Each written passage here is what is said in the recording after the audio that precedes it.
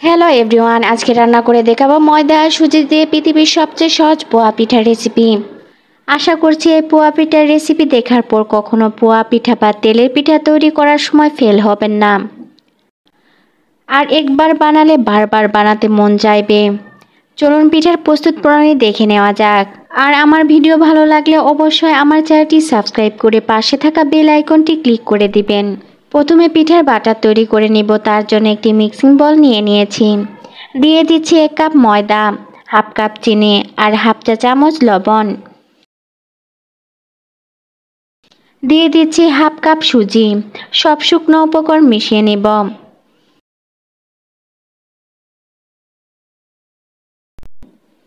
সব উপকরণ মিশানো হয়ে গিয়েছে। এখন 1 কাপ কুসুম গরম পানি দিয়ে দিচ্ছি। আমি একটি হ্যান্ড উইস্ক দিয়ে মিশিয়ে নিচ্ছি। এই মিশানোর কাজটি আপনারা হাত দিয়েও করতে পারেন, কিন্তু একটা কথা মনে রাখতে হবে, বাটার যেন খুব স্মুথ হয়, যেন কোনো দানা দানা না থাকে। দানা দানা থাকলে পিঠা ফুলকো হবে না। ডো অনেকটা ঘন হয়েছে, তাই আমি আরও 1/4 কাপ পানি দিয়ে দিচ্ছি। তেলের পিঠা বা পোয়া পিঠা বানানোর ক্ষেত্রে যত বাটার ফাটিয়ে নেবেন তত বেশি পিঠা ফুলকো হবে।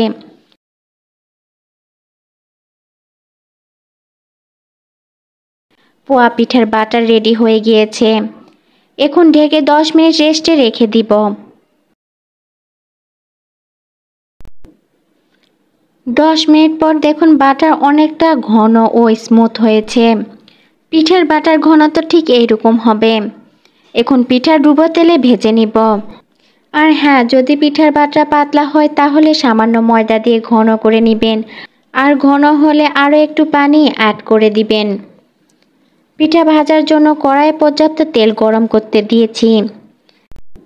তেল গরম হয়েছে। আপনাদের সাথে একটি টিপস শেয়ার করছি।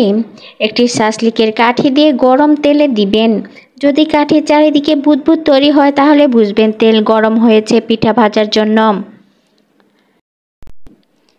আমি হাফ কাপ মেজারমেন্ট কাপ দিয়ে বাটার তেলেতে দিয়ে দিচ্ছি।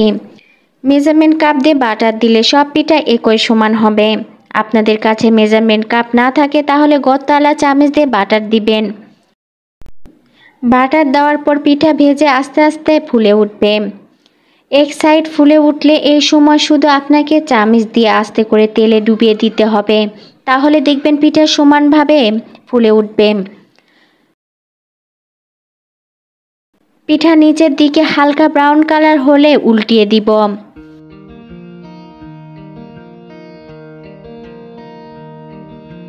পিঠা 2 পাশে ভাজা হয়ে গিয়েছে, উঠিয়ে নিচ্ছি। পিঠা ঝাঁকিয়ে তেল ঝরিয়ে নিব এবং কিচেন টিস্যু পেপারে রেখে দিব, তাহলে পিঠার এক্সট্রা তেল আর থাকবে না। এভাবে করে সব বাটার দিয়ে পিঠা ভেজে নেব। সব পিঠা ভাজা হয়ে গিয়েছে। দেখুন পিঠা কতটা ফুলকো হয়েছে। বাসায় চালের আটা না থাকলে এভাবে ময়দা আর সুজি দিয়ে খুব অল্প সময়ে পোয়া পিঠা বানিয়ে নিতে পারবেন, খুব সহজেই। আমি একটি পিঠা ভেঙে দেখাচ্ছি। দেখুন পিঠা কতটা ফুলকো আর সফট হয়েছে। আজ এই পর্যন্ত। আপনারা ভালো থাকবেন, আর আমার ভিডিওটি ভালো লাগলে অবশ্যই আমার চ্যানেলটি সাবস্ক্রাইব করে আমার পাশে থাকবেন, আর লাইক, কমেন্ট এবং শেয়ার করতে ভুলবেন না।